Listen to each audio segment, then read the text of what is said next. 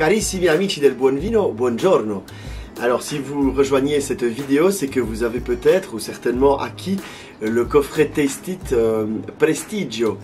Le coffret Taste It Prestigio, c'est un joli coffret qui va vous permettre de découvrir 6 grands vins, très grands vins même, du panorama de l'œnologie italienne. Vous allez pouvoir passer à travers des grands noms tels que Amarone, Brunello, des choses comme ça, mais aussi des choses très intéressantes.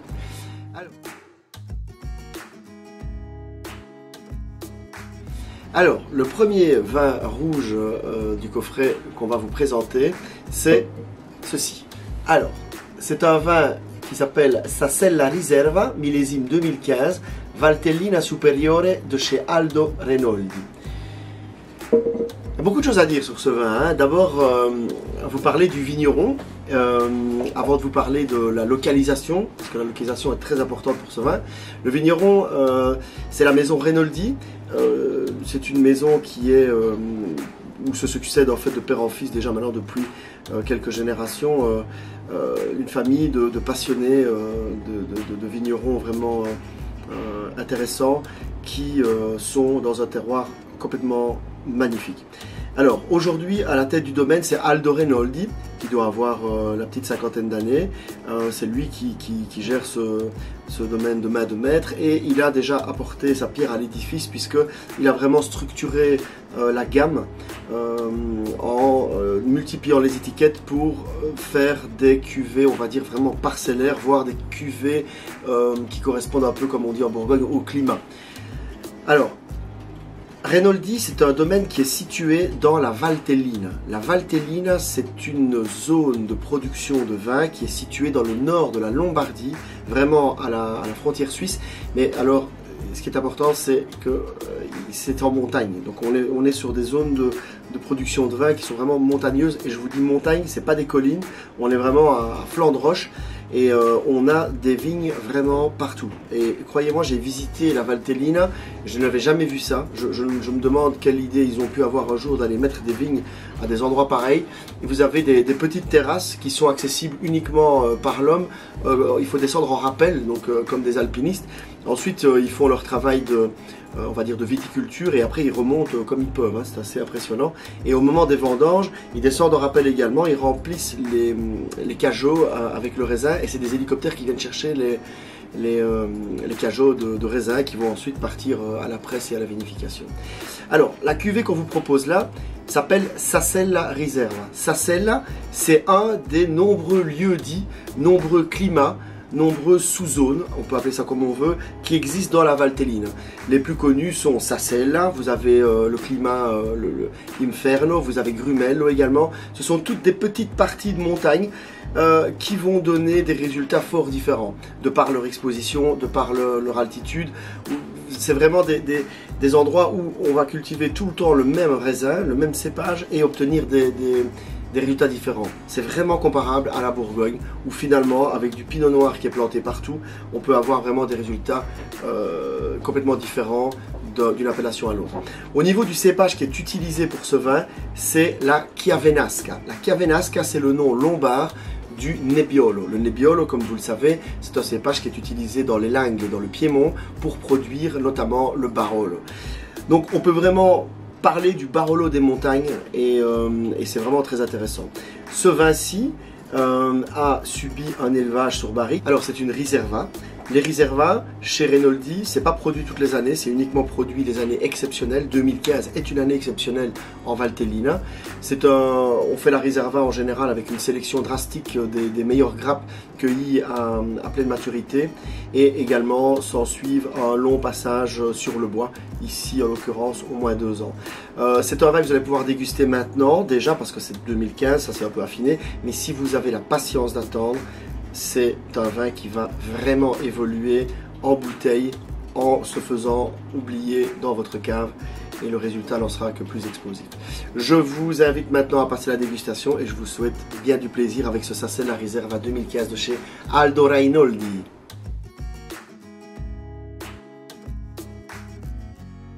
Alors, le deuxième vin qu'on vous propose de déguster dans ce coffret Prestigio, c'est un Barolo de chez notre ami Enrico Rivetto, Barolo di Serralunga d'Alba.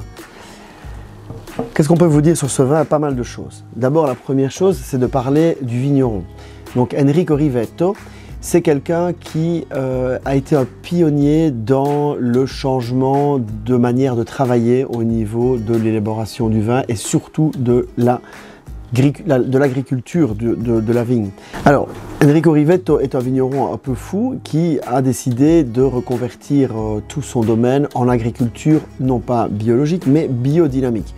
Donc pour cela, il a déjà dû recréer de la biodiversité dans son domaine et ça a dû passer par quelque chose de criminel dans cette zone des Langhes où une parcelle de 1 hectare de vigne vaut facilement 1 300 000 €. Il a arraché des vignes pour replanter des choses qui n'ont rien à voir avec du raisin. Donc pour recréer de la biodiversité, il a replanté des arbres de toutes sortes, des plantes, des herbes aromatiques, il y a des ruches, il y a pas mal de choses. Évidemment, la biodynamie, ça implique pas du tout de produits chimiques, c'est que des produits fabriqués à base d'autres produits naturels. Et donc voilà, c'est un pari assez osé. C'est un pari assez osé et qui en plus dans une zone comme le Barolo, c'est pas vraiment nécessaire parce que c'est pas nécessaire de se remettre en question parce que si vous voulez, les vignerons ont la facilité d'avoir un produit qui est fort demandé dans le monde entier, le Barolo, et qui voit chaque année leur production complètement vendue sans trop se tracasser. Mais lui, voilà, il aurait pu profiter de cette facilité-là et il a décidé de faire le pas et donc d'arriver à des vins d'une propreté, d'une pureté vraiment incroyable. Alors ici, vous allez déguster un Barolo. Un Barolo, je le rappelle, c'est issu de 100% Nebbiolo. Barolo di Serralunga d'Alba, tout simplement parce que ça vient du village Serralunga d'Alba, qui est un des terroirs les plus beaux pour pouvoir faire des grands Barolos. Vous allez pouvoir déguster un millésime intéressant qui est le 2014. 2014, c'est une vraie année à Barolo, année froide, année de garde. Maintenant, voilà, on est en 2020. Le vin a déjà quelques années d'affinage en bouteille et on peut déjà en profiter. Si vous voulez garder ce vin, je vous assure que, croyez-moi, 2-3 ans de bouteille en plus pour ce vin-là va donner des résultats extraordinaires. Je vous souhaite une excellente dégustation avec ce Barolo de chez Rivetto, Barolo di Serralunga d'Alba, et on se revoit pour le vin suivant.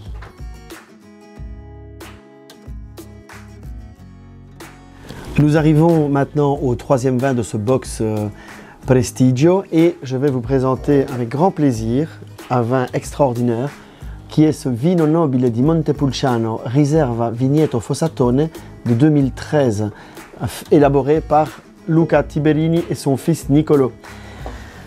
Alors, nous sommes en Toscane, donc Toscane, village de Montepulciano. On est vraiment sur les collines de Montepulciano, on ne sait pas être plus près que ça. Dans la sous-zone, on dirait, pourrait-on dire, les Caggiole. Les Caggiole est une zone vraiment particulièrement vouée à l'élaboration de grands Vino Nobile di Montepulciano. Quand en plus c'est vinifié par Tiberini, qui opère un travail minutieux de sauvegarde de l'environnement ainsi que de la pureté du raisin tel qu'il est sur la vigne et tel qu'il veut le retrouver dans le verre, avec les avantages et les inconvénients du millésime dans lequel il aura travaillé, on obtient des choses très intéressantes. Ici, on vous présente une riserva. Il faut savoir que Luca Tiberini ne fait pas automatiquement chaque année des riservas, il ne les fait que dans les grandes années. Pourquoi Riserva Vigneto Fossatone? Parce qu'en fait, Luca Tiberini fait deux riservas sur base de cuvées parcellaires. Donc, cette bouteille, ce que vous allez déguster maintenant, c'est élaboré à base de raisins qui sont issus du Vigneto Fossatone. Ce sont des vignes qui ont presque 70 ans, qui ont un très faible rendement, mais évidemment qui donnent des nectars chargés en concentration, des vignes qui vont puiser des ressources très très loin dans le sol et qui donc, au niveau finesse, complexité, vont pouvoir donner des résultats excellents. C'est une cuvée qui est produite uniquement les grandes années, comme je l'ai dit, en très très peu de bouteilles et qui va pouvoir vous procurer d'abord un plaisir immédiat parce qu'on est sur 2013, on est en 2020, donc ce vin a déjà eu le temps d'arrondir un peu ses angles. Mais si vous avez un peu de patience et que vous voulez oublier ce genre de vin en cave, il est évident que dans 2 ans, 3 ans, 5 ans, 10 ans, lorsque vous allez redécouvrir une bouteille de Vigneto Fossatone 2013, vous allez avoir une excellente surprise. Au niveau de ce qui compose ce vin, donc là on est complètement dans l'autochtone puisqu'on a 90% de Prugnolo Gentile. Le Prugnolo Gentile, c'est le clone de Sangiovese propre au village de Montepulciano, et on a un petit peu, donc 5% de Canaiolo et 5% de Mamolo. On a un passage en barrique, mais pas de manière, encore une fois, à marquer le vin par le bois, puisque ce ne sont déjà Tiberini ne travaille pas avec des petites barriques bordelaises. Les contenants les plus petits sont des tonneaux de 550 litres et également des plus grands foudres de chêne. Il faut savoir que ce vin va passer différentes étapes, différents moments d'affinage dans différents tonneaux. Ils ne vont pas rester de manière statique dans le même tonneau. Lorsqu'à chaque fois Tiberini juge que le contenant a apporté ce qu'il souhaitait au vin, il va prendre le vin et le transférer dans un autre tonneau pour vraiment jouer avec les contenants, les différents volumes de contenants, mais également les différentes essences de bois. Ce sont évidemment aussi des tonneaux qui ont déjà été utilisés depuis plusieurs années. Donc, on a vraiment cet usage du bois, encore une fois, non pas pour marquer le vin par du fumé, par du bois, c'est vraiment pour lui apporter des petites choses qui ne sont pas données par Mère Nature. Le résultat est un vin très complexe, très fin, très élégant et surtout qui va évoluer dans son verre. Il ne me reste plus qu'à vous souhaiter maintenant de le déguster et d'en profiter. Je vous souhaite un bon moment avec la Riserva Fossatone de chez Tiberini.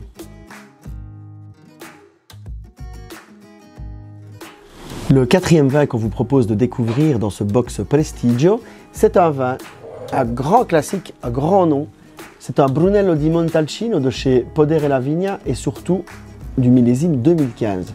J'insiste sur le millésime 2015 parce qu'il faut savoir qu'à Montalcino, le millésime 2015 est certainement le millésime du siècle. Siècle qui n'a que 20 ans, hein, mais ce serait vraiment le très beau millésime. Et on a pu, nous, le vérifier avec tous les Brunello di Montalcino qu'on a pu goûter en 2015. On voit qu'il y a vraiment un niveau, de manière générale, qui est un cran plus haut. C'est un millésime qui a été très très généreux au niveau des conditions climatiques puisqu'il a fait beau quand il le fallait, il a plu quand il le fallait, il n'a pas fait trop chaud quand il le fallait et la période de vendange a été juste parfaite. Qu'est-ce qu'on a au final? On a des très hautes concentrations, on a un fruit exceptionnel et on a des potentiels de garde aussi qui sont pas mal. Alors, pour parler du vigneron, Podere la Vigna est un petit, vraiment tout petit domaine familial. Il faut savoir qu'à travers leurs trois vins, donc le Rosso di Montalcino, le Brunello di Montalcino et le Maritato, ils font en moyenne 17 000 bouteilles de vin par an. Donc on parle vraiment d'une production artisanale, voire de garage. C'est un vigneron qui travaille suivant la tradition. Donc le cépage utilisé pour l'élaboration de ce vin, c'est 100% Sangiovese Grosso, qui est vraiment le cépage typique de Montalcino. Il faut savoir que c'est un vigneron qui travaille en agriculture raisonnée. Voilà, avec des quantités pareilles, on peut se permettre de chouchouter, de quasi reconnaître les vignes de manière individuelle, tellement il y en a peu. Et voilà, c'est vraiment un très très beau Brunello di Montalcino que vous allez pouvoir déguster. Au niveau du potentiel, vous allez voir, c'est un millésime qui, dans sa générosité, vous donne une accessibilité là tout de suite pour pouvoir en profiter. Mais il est évident que, encore une fois, pour ce genre de vin, si vous avez la possibilité d'oublier quelques bouteilles dans votre cave et de les ressortir dans quelques années, ça va être vraiment une bonne chose parce que le vin aura eu encore un peu de temps pour s'affiner et avoir une évolution sur des arômes plus complexes, tertiaires, etc. Assez parlé, place à la dégustation. C'est à vous maintenant de vérifier si je vous raconte des choses pertinentes. Bonne dégustation!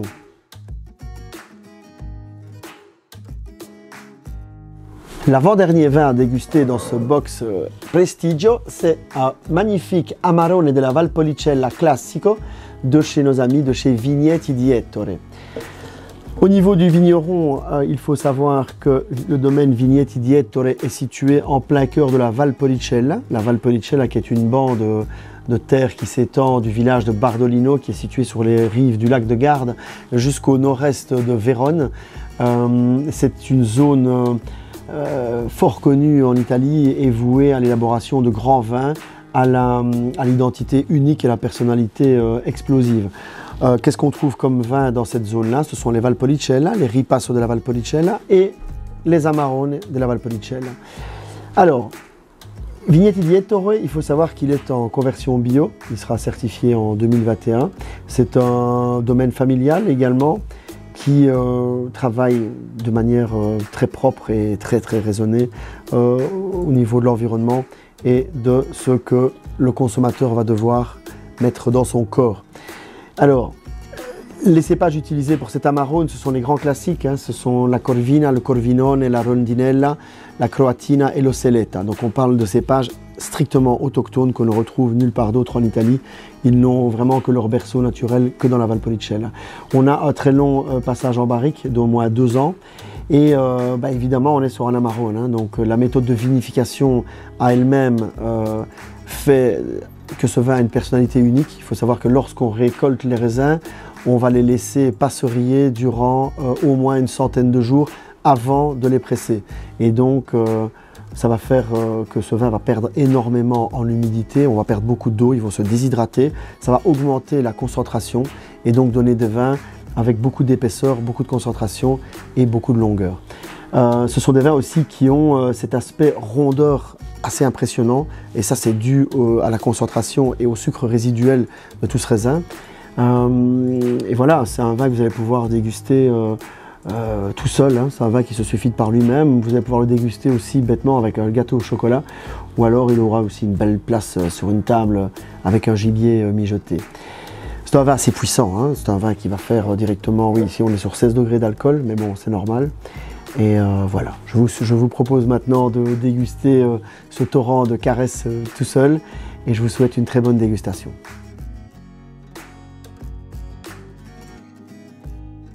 Le dernier vin que vous pouvez déguster dans ce coffret Prestigio, c'est un vin assez spécial. Je fais un petit bruit parce que la bouteille pèse vraiment lourd. Ils ont fait un format de bouteille qui est assez lourd, c'est assez intéressant, c'est comique. C'est la cuvée Tacco Rosso de chez nos très vieux et grands amis de chez Paolo Leo. Alors, le Tacco Rosso, c'est l'idée de faire un cru dans les pouilles. Comment est-ce qu'ils ont réussi à faire un très grand vin de dégustation, je dirais même de méditation dans les pouilles? C'est tout simplement en utilisant des vieilles vignes de Negro Amaro. On parle de vignes qui ont plus de 70 ans, qu'on a vinifiées de manière très propre et de manière très artisanale également, avec un affinage de une petite année en barrique. Ça donne un vin qui a vraiment beaucoup de matière. Là, je parle vraiment de matière parce que on est vraiment sur du goulayant, du soyeux. C'est très noir comme vin, ça a beaucoup de puissance, ça a beaucoup de longueur, mais également ça a surtout pas mal de rondeur. Et ça, c'est vraiment une typicité de la Pouille. C'est ça ce qui a rendu intéressant ce projet.